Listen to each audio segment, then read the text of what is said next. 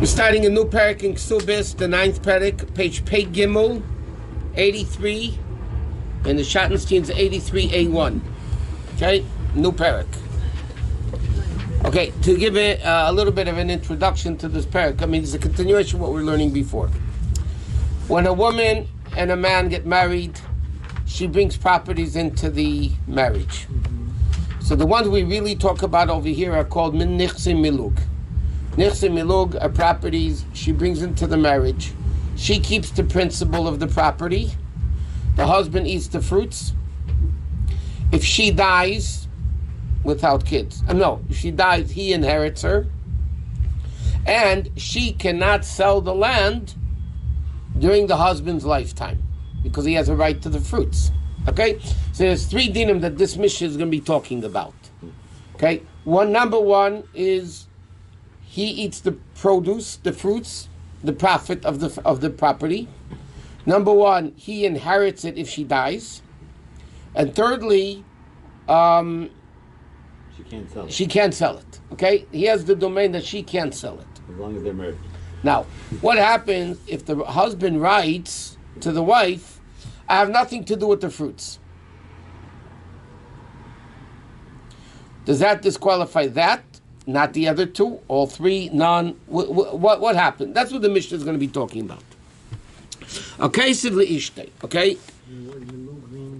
We'll see what the word lug. Why is it called milug? It's called milug. There was an explanation before that they gave because of I forgot what the Where in the page is it? Hey, Gimel at the top, Olive. On top? plucking property. Lug, it literally means plucking. Pei Gimel 83A1. The husband also can't sell it without the wife's permission, right? It's not the husband's property. It's not his property. Okay, He just But she can't sell it also without the. she cannot sell without his permission because he has a right to the fruit. So if she sells the land, he's not going to be able to get the fruit. Okay. As opposed to Tzoyin Barzel. Tzoyin Barzel is it's property that she brings into the marriage. At that time, you assess it how much it's worth. $1,000. He pays her $1,000. And then whatever happens to the land, it's his. It goes up, he gets. He goes down, he loses. Whatever it is. Okay. Now, Hakesiv Leishne, the Mishnah says like this. If one writes to his wife, Din udvanim enli benochasech. I have nothing to do with your property. Okay? He has nothing to do with the property. That means he's giving up the rights to the property. The din is, he can still, and the Gemara is going to explain why to all these, he could still eat the fruits. V'meisa yarsha. And if she dies, he inherits anyway. Okay, now the husband comes along and says, I have no right to your land, to your property. So the Mishnah says, fruits he still gets. If she dies, he inherits it. So the Gemara Mishnah says, Im kain lama kasla dinu dvarim einli benachseich. So why did he write that I don't have anything to do with your property? It takes care of the third thing. Shemachra v'nasna kayim. That's what he means. That if she sells the land or gives it away as a gift, it's a valid sale. Normally the wife can't do that. But when the husband writes, I have nothing to do with your property does not mean the fruit. And inheritance, he still gets. So what does it mean, I have nothing to do with your property? That if you want to sell it or give it away, you could do it. Next. Cause of law, what happens... Needs to be in the start of two witnesses? Is that Yeah, we'll see that in the Gemara. Okay. Meanwhile, our Mishnah says you got to write it. Okay? Next case. Cause of law, din udvarim einli benachasech ubepereisehen. What happened? The husband adds, I have nothing to do with your land or your fruits. Then he can't eat the fruit. Because what did the husband say clearly? I have nothing to do with your land or your fruits. That means he gives up the rights to the fruits. But in Mesa, if she dies, Yosha, he still inherits her. Okay? So it's a very simple concept. If he says, I have nothing to do with your land, he still gets the fruit, he still inherits it. The only thing he gave up is she has a right to sell the land. Okay? What happens if he writes, I have nothing to do with your land or your fruits? So then he doesn't get the fruits. She can sell the land. So what then does he still write? What rights does he still have? If she dies, he inherits her. Rabbi Yehuda says, Le'elam eichel peider peidus. Rabbi Yehuda says, even in a case where he writes, I'm not going to eat the fruits of the fruits he could eat. Well, we'll explain in a second. Next season. Actually, no. With the case over here is like this. Okay. That what the husband says, I'm not having your produce anymore. But what happens if she sold that produce and bought a land with it? He can eat the fruits of that land. But she didn't have a right to begin to sell that. She did, because he said, I have nothing to do with your land and your fruits. So the first opinion says he doesn't eat the fruits, he doesn't get the land. He just inherits her. Rabbi Yehuda comes along, if he wrote, I have nothing to do with, he still can eat the fruits of the fruits.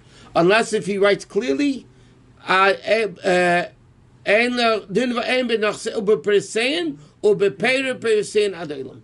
if the husband clearly writes, I have nothing to do with the fruits of the fruits forever. So Rabbi Yehuda argues on the first opinion. The first opinion says, if he writes, I have nothing to do with your property, or I have nothing to do with your fruits, and I have nothing to do with your fruits, so the Chacham say he doesn't get the fruits, and not the fruits of the fruits.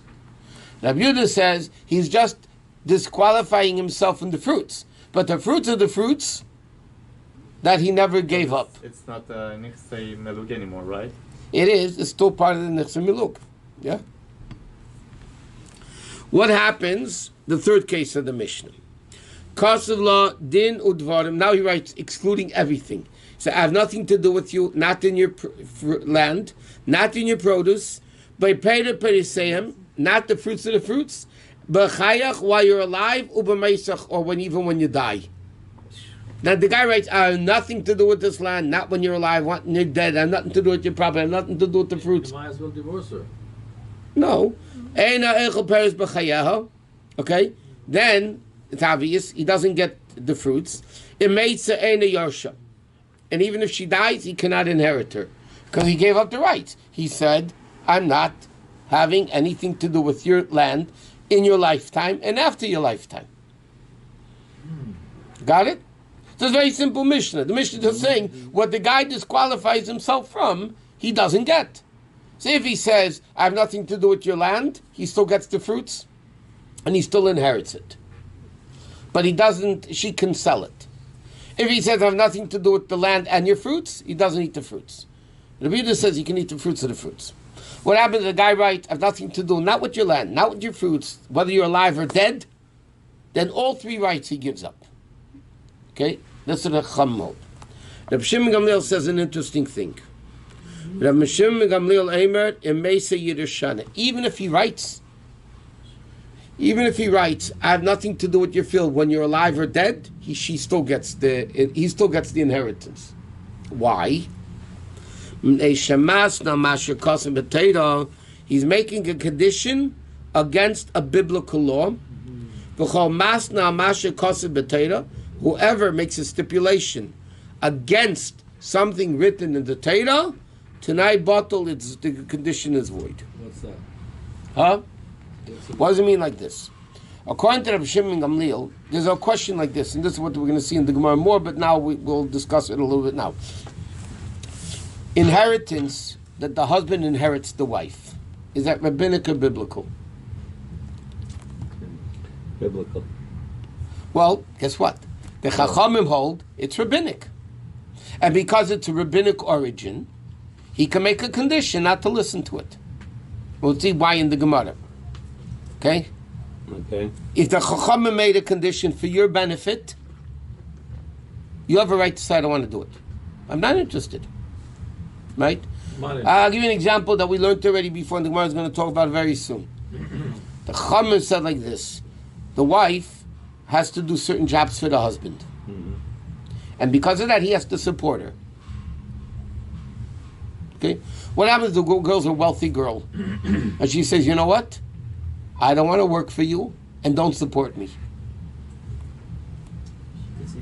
Now, because this was a Rabbanan enactment, Minatayri doesn't have all these right, this deal, right?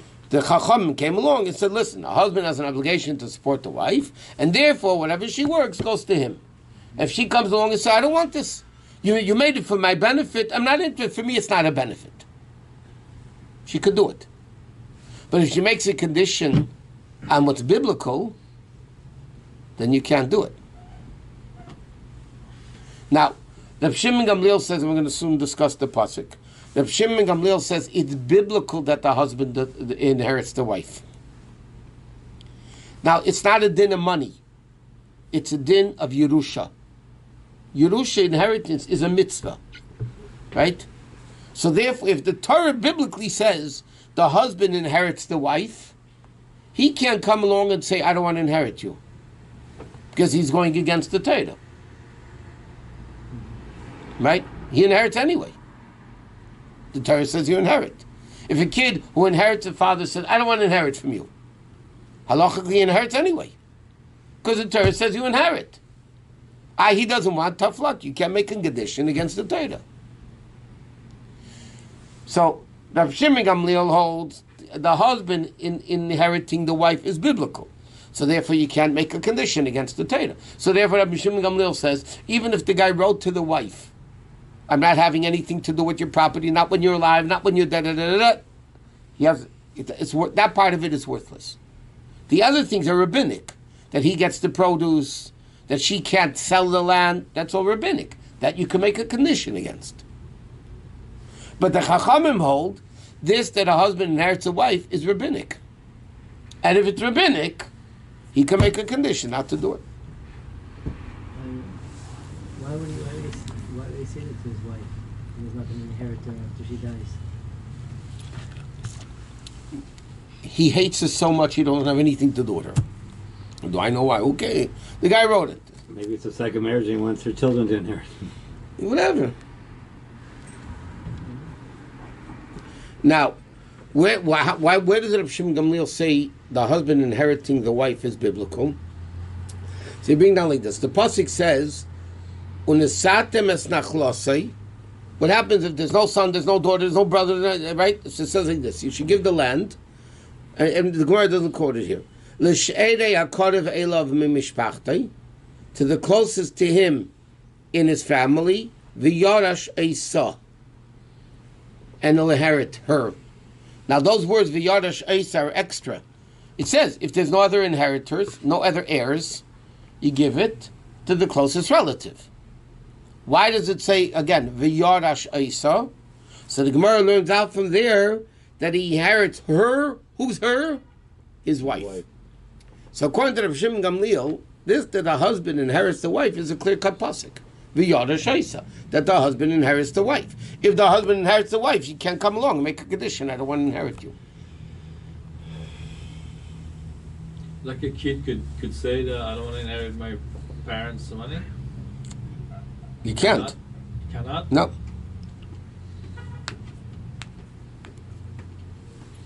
You can't because it's biblical. And biblical, you can't undo.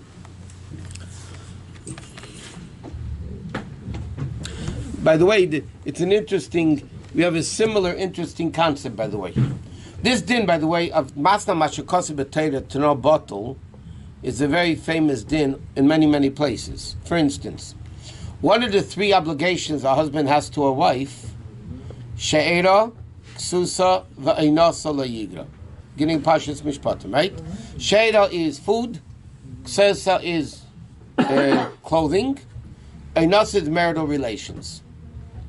Okay? So Gemara says, what happens if a husband makes up with his wife, I don't have any obligation in marital relations to you. So Gemara says you can't do that. Because the Torah says you have an obligation. You can't undo a biblical obligation. You can't make a condition against the Torah. It's not. But many poskim hold for food and clothing she could. Why? So they say because monetary things you could. How it works here, it doesn't reconcile with this yet. But that's not for now. But you have the matzah mashikos b'teira. Anytime a guy makes a condition, I'm not going to do teira. Guy makes a condition, I'm not going to put on tefillin. Or a guy makes a condition, I'll give you this if you don't put on tefillin. Because you can't make a condition against the teira of not putting on tefillin. The condition is not a condition. You can't make a condition going against the teira. If the teira says a husband inherits the wife when she dies, so you can't make a condition that if you die, I'm not going to inherit you. That's what Rabbi Shimon Gamliel says. Okay, next. So that's the Mishnah. So now the Gemara says, Tani Rab Chia learned that. What does our Mishnah say? You wrote, I don't have anything to do with your land. I don't have anything to do with your fruit. Okay. Rab Chia learned in the Braisa, ha'omer l'ishta. You don't even have to write it. Rab Chia's opinion is even if you just say it, or oral declaration. In front of witnesses? No. Well, the only question do you say it or not? Okay. Yeah, how is it going to hold up if no witness? Huh? How's it going to hold up in court or whatever? If we know that he said it, no witnesses that he said it, but he held even if you say it, it's good enough. Okay, so the Gemara says, 1 minute. The Gemara is going to ask a question now. Even if you wrote it, it should be worthless. Our Mishnah says if you write it, it's valid, right? Depending on what you're writing. I have nothing to do with the land. She can't sell it. I have nothing to do with the fruit. You can't eat the fruit, right? All these things. But the Gemara says, so Rabbi Chia says it doesn't have to be written. It could even be oral. So the Gemara says, "Chikos of lahachi, my havel." Even if you wrote it, it shouldn't be worth anything. Why? Because it's a braisa and it says the following: if a guy says to his partner in owning a field, "Din udvarim einli al sada zu," I have nothing to do with this field anymore. Einli esi ba, I have no business with it. Yodei mesulakas meimanu, my hand is withdrawn from it. Lo yamar klum, it's worthless. Okay, here's an interesting thing. There's ownership, and there's giving up ownership. Correct? In order to get ownership, you need to acquire things. You don't make a kinyan, you don't make an acquisition, you don't get it. Correct? Even looking at something, it's mine. I called it first. It's worthless. Okay? Even if the Mishnah Bar Mitzvah says, you saw a Mitzvah, a lost article in the street, and the guy fell on top of it. He fell on top of it. And another guy came and pulled it out and picked it up. The second guy gets it. Because he never acquired it by laying down on an object. You don't get it. That's not a form of acquisition. Acquisition is picking it up. Correct? So, acquisition, to acquire something, you need to do something. You can't just lay on top of it. That's not a form of showing ownership. You have to pick it up. That shows ownership. The same thing, to give up ownership, you also need to do something. Active. You say, I'm giving it to you. You acquire it. What is the guy saying over here? I have nothing to do with this field. I have nothing to do with this business with this field. I have nothing to do with it. That's not actively giving it up. It's just passively saying I have nothing to do with it. That's not giving it up. Just think about it.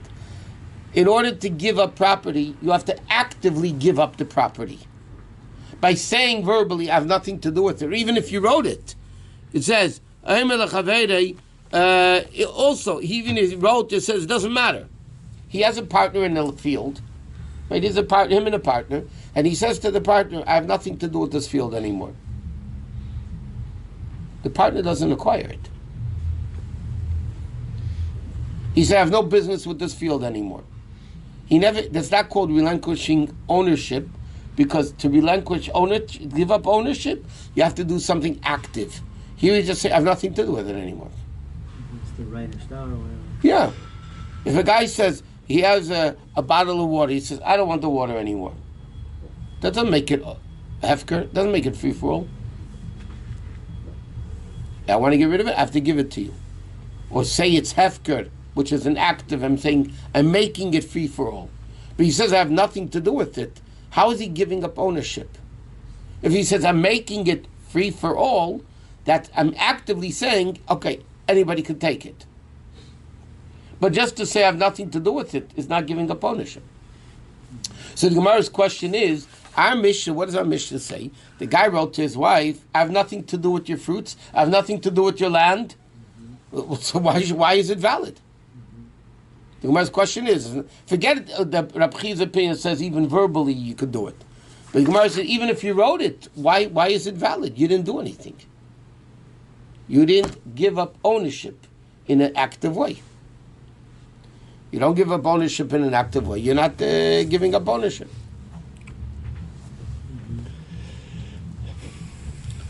That's what the Gemara says. Let's see it again inside. The Gemara asks, if he says it, even if he wrote it, my hava, what is it? He says, because it says in the Bryce, if a guy says to his friend, who's a partner in the field, I have no claim or argument on this field. I have no business in the field. My hand is withdrawn from it. It's worthless. Why?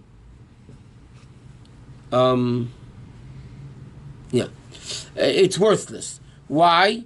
Because it doesn't mean he's giving away his field as a gift. He just says, I don't want to have anything to do with it.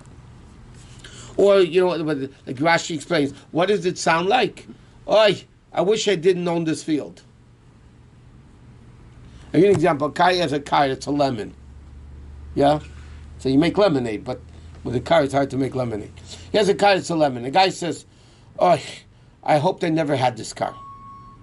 I wish I didn't own it. That doesn't mean anybody else could come and take the car. He didn't give up ownership because he said, I don't want to have anything to do with this field or this car. That's not giving up. If a guy says, I'm making this car free for all, whoever wants can take it, first come, first serve. But you can't relinquish ownership by just negatively saying, I don't want to have anything to do with it.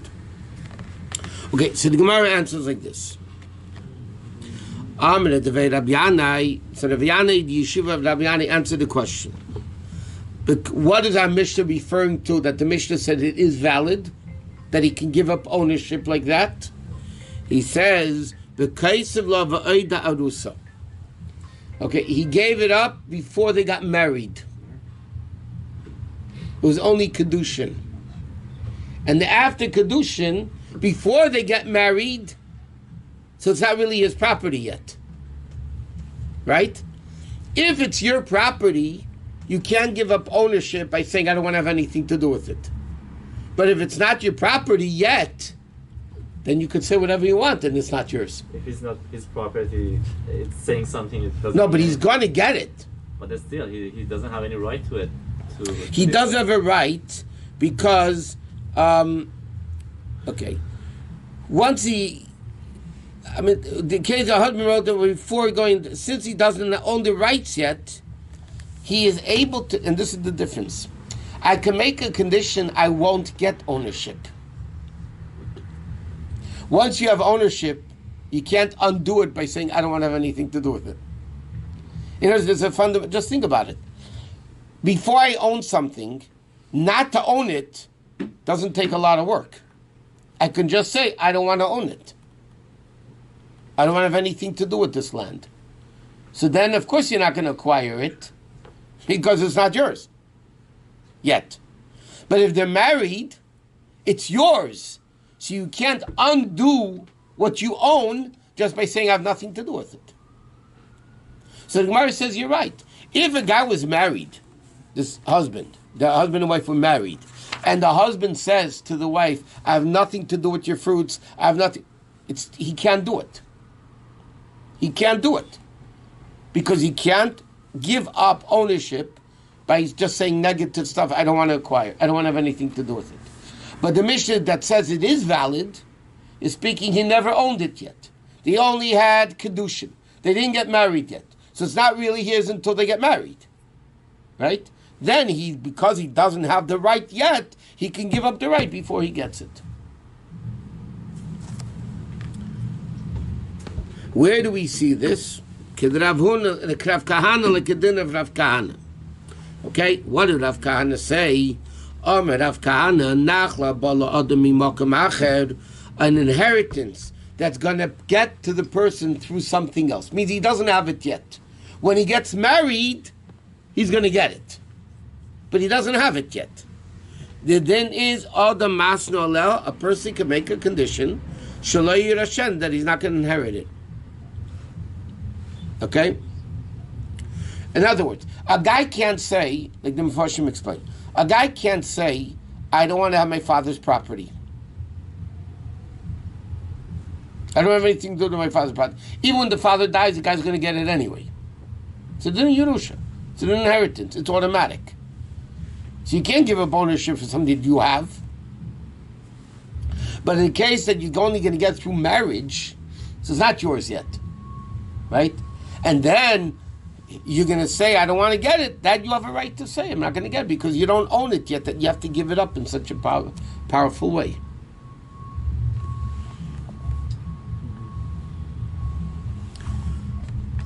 Ukadarava, like, where do we have this similar thing? It's like the din of Rava. The Amar Rava said a statement like this. Ha'emer, efshi b'takanas chachamim.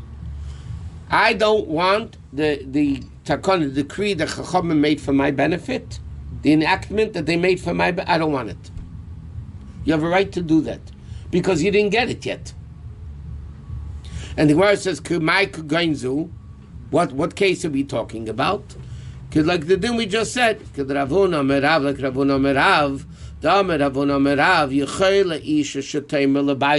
a woman could tell the husband, Eini nizenis, I don't want to be supported by you. Veina Eisa, I'm not going to work for you. Okay? Now, what's the story? The Chacham, we said this before. What are the obligations of the Ksuba? Is the husband, the Chachamim instituted. The husband has to feed his wife. Why? We're afraid she won't have a job. Women didn't work in the workforce like today, right? As everybody knows the expression, years ago women were barefoot pregnant in the kitchen. They didn't have where CEOs nowhere. Okay? So the Chacham were afraid, what's the wife going to eat? You know, there you got married, so what? There you go support yourself, right? So Chacham were afraid for the benefit of the wife. The whole Ksuba, by the way, is the benefit of the wife. So the Chacham said the husband has to support the wife. Because of that, the Chachamim said whatever she makes goes to the husband. Okay, that's for her benefit, because she might not be making enough money to support herself. So the Chachamim said, okay, listen, the husband's going to support you. He has that obligation. But because of that, what you work goes to him. Now a woman comes along and says, you know what? Thank you very much, rabbis, for your interest in me. But I make a lot of money, more than my husband does. I'm not interested in working for him, sewing and cooking and baking and making clothing and all that, weaving like we learned before. You know what? Don't support me, and I ain't working for you. And Rava says she can say that. It's the same thing over here. The marriage is for his benefit, that he's going to get the nichsi milug, that he can have the produce, right? But if he said before it happened, they're not interested, Chacham say, listen, we're doing this for your benefit. You don't want? Like they say in Yiddish, darf man nicht. You don't have to. You learn somewhere that you can force that rich woman to do at least something, right? Yeah, because, no, that's only she. The Gemara over there says, if she had money, not that she worked for, she inherited a fortune from the father, yeah, she had a few $1 billion, the only child, inherited a few $1 billion from the father, she doesn't go work, Chacham said the husband can force her to do a little work. Why? You go meshuggah. You know what happens when you don't do anything all day? You go meshuggah. And you go meshuggah, when the wife is meshuggah, the husband goes meshuggah. You know that. So therefore, over there, the Chachamim said they can make. She has to work anyway. But that's for sanity purposes, not Sewing. Sewing, whatever the various different jobs that the Gemara said before. You want to say whether better she should play chess. Not so good. Gemara doesn't say about playing chess, but the Gemara says, Mahjong. huh? The Gemara says- Mahjong and, the pinochle. The first one in the back say it means chess. The Gemara doesn't say. Not so. The Gemara doesn't say that she should play chess. That only says Gemara says she should crazy. work. Okay. So the Gemara asks, if that's the case, Nisua Nami. 1 second.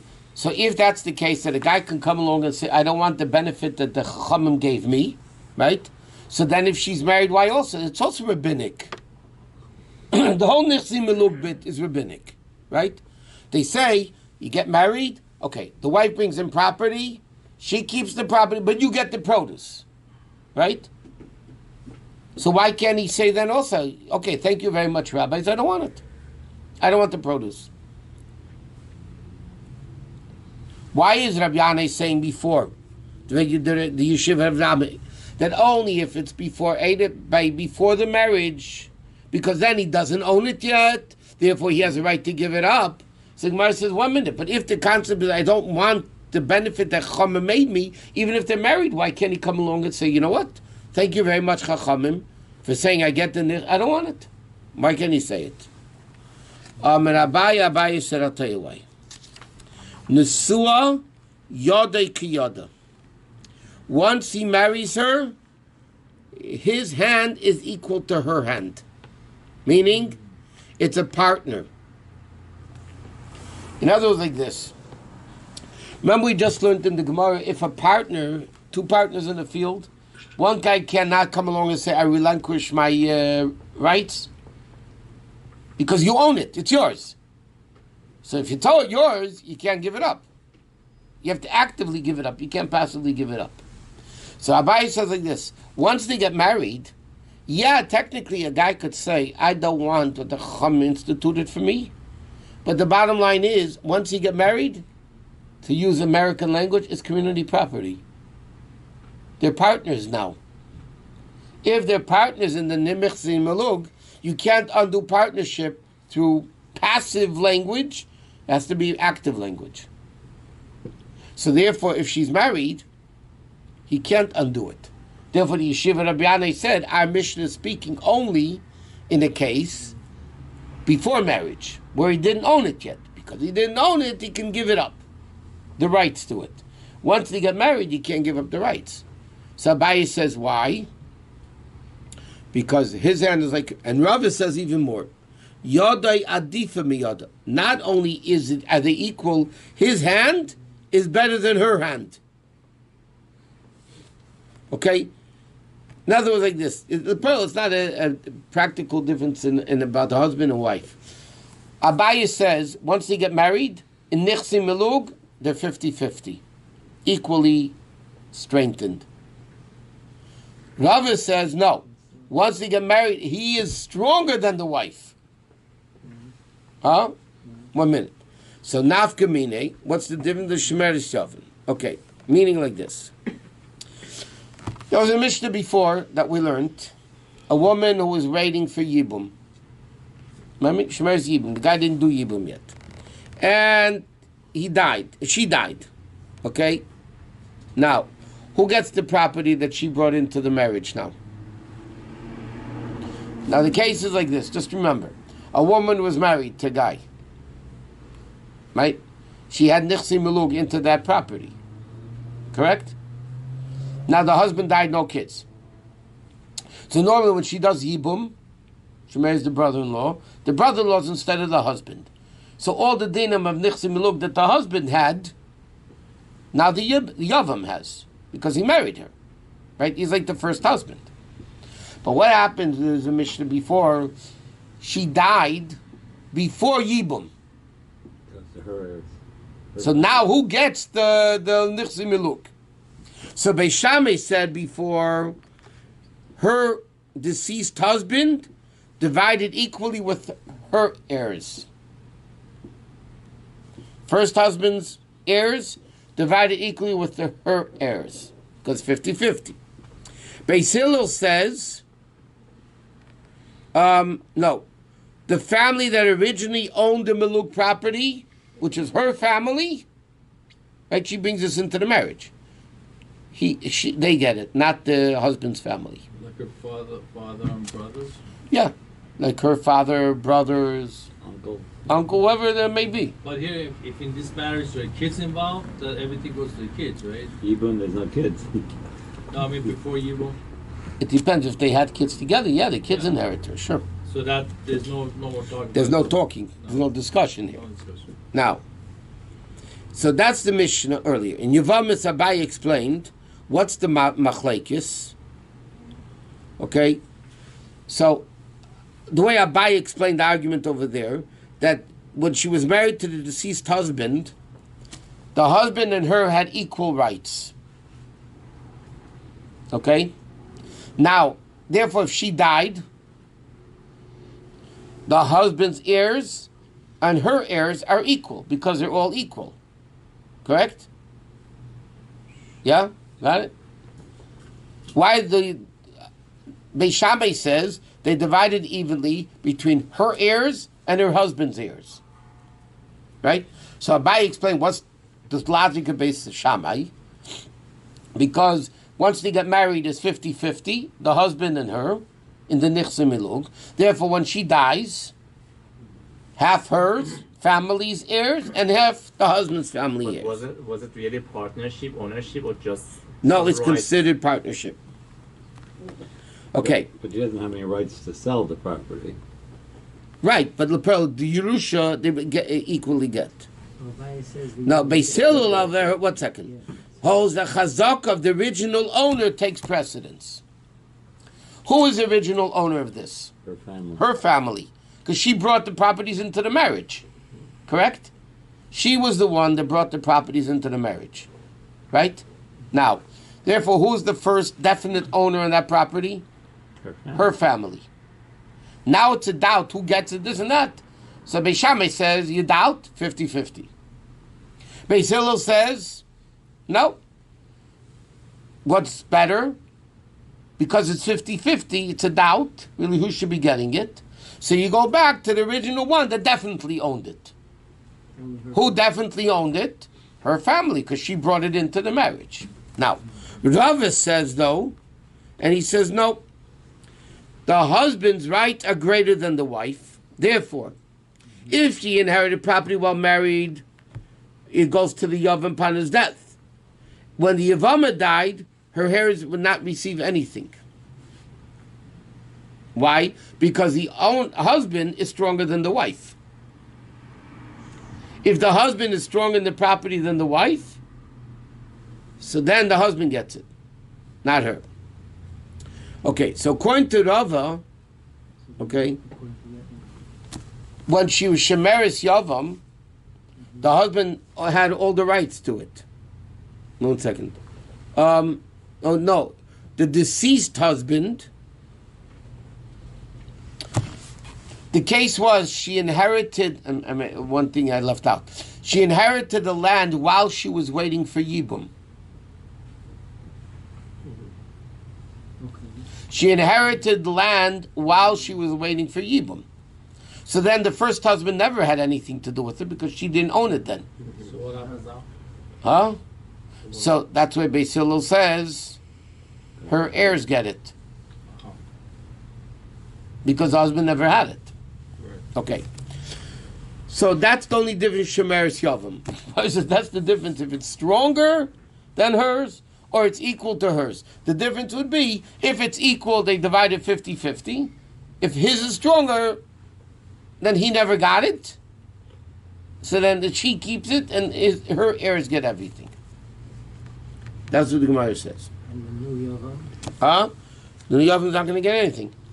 according to neither of them. According to Beis Hillel. According to Beis Shammai maybe also. But again, it's nothing to do with our case. Not a Shemeris Yavam. Our case, it's the same case. Okay. Now the Gemara asks like this. We said before that if a guy says to his partner, your partner's in the land, yeah? And the guy says to his partner, you know what? I have nothing to do with the land. It's worthless. Because you can't give up ownership passively. Right? You can't say, I don't want to have anything to do with it. I hate my car, I don't want to have anything to do with it. That doesn't mean you give up ownership. Right? Guy says, I have so many problems in my house, I don't want to have anything to do with my house. Yeah? There's no way that guy can come in and move in. That's not the way you give up ownership. Now, the question is like this. The guy says exactly what he said. I don't want to have anything to do with this in partnership of a land, yeah? Not our case. The case the Gemara brought down. Two partners in a land. One partner says, I don't want to have anything to do with this land. But he made a kinyan. He didn't say it. He made a kinyan. They did a handkerchief, kinyan, that I'm giving up the rights to the land. So the Gemara's question is that valid or not? Verbally itself, everybody says is worthless. Right? Because you can't give up ownership by negativity. But I don't want to have anything to do with it. But the question, if he goes ahead and makes a kinyan on what he said, that he doesn't want to have anything to do with the land, does that strengthen it and makes it valid or not? Sounds like an active... Amar of Yosef, midin udvarim kana miyadei. What did he do? What did he make a kinyan on? He validated what he said. But what he said is worthless. The kinyan validates what you did. What did he do? He said, I have nothing to do with you. So he validated... He validated nothing, basically. You're right. He validated nothing. Because what he said was nothing. Because he can't give up ownership by saying I have nothing to do with the land. Right? So what happened? He made a kinyan on nothing. So Rabbi Yosef said it's nothing. Rav Nachman says no. The transaction then is valid. Because why did he make a kinyan? Because he meant to enforce what he said in an active way. So there's two opinions over here. Rav Yosef says, yeah, you made a kinyan, but you made a kinyan on something worthless. So if you make a kinyan, something worthless, you validated nothing. Rav Nachman said the fact that you made a kinyan, you did it to validate it. That it should be like active. So therefore would be good. Okay? Amar Abaye, so Abaye says opinion, Rav Yosef says it's not valid, Rav Nachman says it's valid. Amar Abaye, Mistaber Milsa, Rav Yosef, logically Rav Yosef is right, but Eider. What is the Eider? He immediately, when the guy... I think it says Ba'orer. What did I say? Ba'oder. You're right, Ba'orer. You're right, I'm sorry. He's right, Ba'orer, when he immediately, when the new guy takes possession, and then what did the guy do? Two partners, Reuven and Shimon. Reuven comes along and says to Shimon, I have nothing to do with land anymore, let's make a kinyan. And then Shimon right away started taking the property, and the guy protested. Then Rav Yosef is right that it's not valid because he protested right away. Aval ba'emed, but if the guy was silent for a day or two and then he woke up to protest, no, I don't want you taking my land. Then miguv shokar kukana miyodai, then it's valid. And Abaye says a very interesting concept. Now, obviously, if I say to my partner, I don't want to have anything to do with this land, and he takes the land and I'm fine with it, there's no discussion here. Right? The question is, the guy changed his mind. What's the case when you say it's valid or not valid? Me and your partners, I say to you, you know what, I have nothing to do with our partnership anymore. I have nothing to do with this land. And you grab the land. Because you said you gave it up to me. And then I wake up to protest. So the question is it valid or not valid? Rav Yosef said it's not valid. Rav Nachman said it is valid. Correct? So Abaye says like this. How can it be valid? Well, because I said to you, and I made a kinyan even. I picked up a handkerchief and we said, I don't want to have anything to do with it. Now you come to right away and get the land.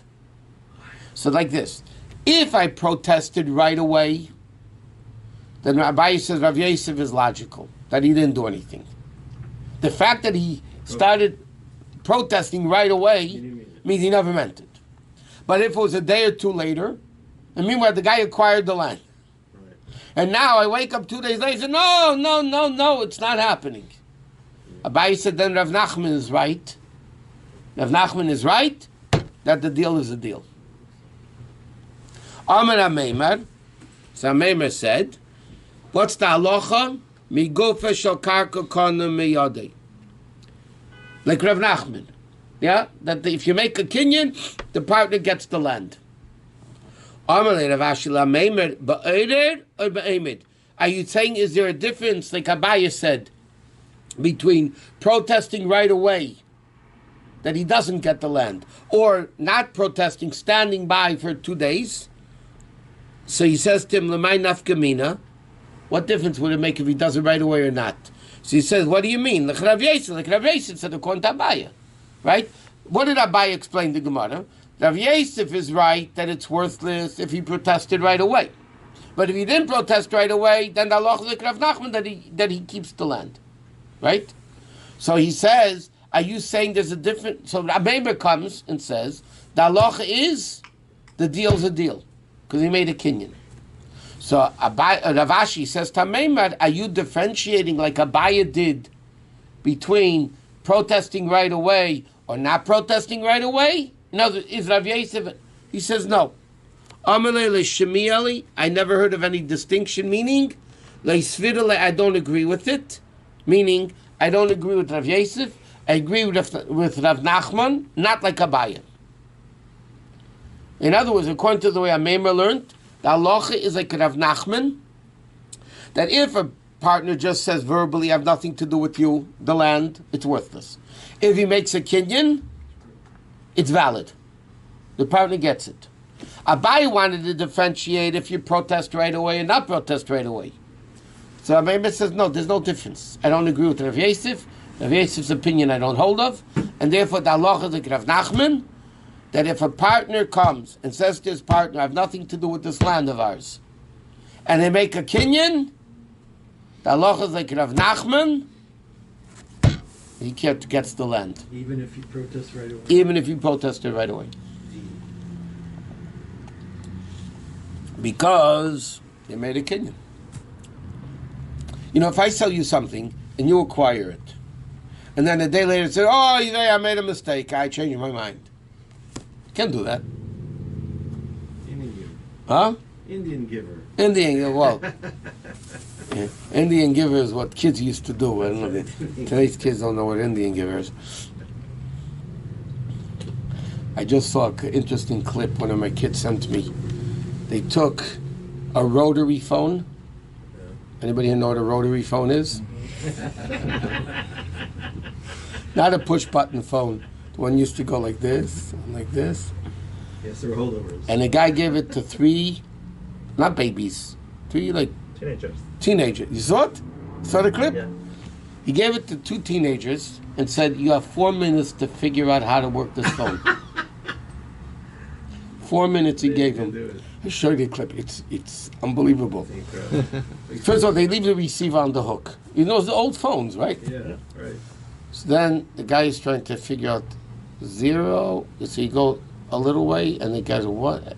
They couldn't figure out for 4 minutes. That's crazy. They couldn't figure it out. It was a riot watching what they were doing. They couldn't figure it out how to use that phone. That's crazy. Can you imagine?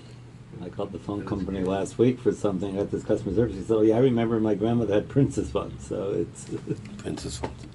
And the rotary phones, you know. In the Rebbe's room is still a rotary phone, by the way. You go to the Rebbe's room now on the file cabinet, the Rebbe had a rotary phone. Mm-hmm. Always. Never had a... Remember dialing those? After a while, they didn't work. You know why? By the way, I know we're going off, we're finished already, but you know, New York at 212, Chicago at 312, Washington, D.C. at 202 area codes. You know why? The bigger cities, they make shorter numbers to dial. If you're in an area code 310, you have to dial a 0 all the way. So you have an area code 718. Can you imagine 718? New York's area code, right? You'd have to dial 7, 1, and then all 8 all the way. So it'd be complicated. Take too long. So the bigger cities where there are more phone calls, they make 212, 312, those are 202. Interesting. No zero. That's what you come to Gemara class for. My son. Okay.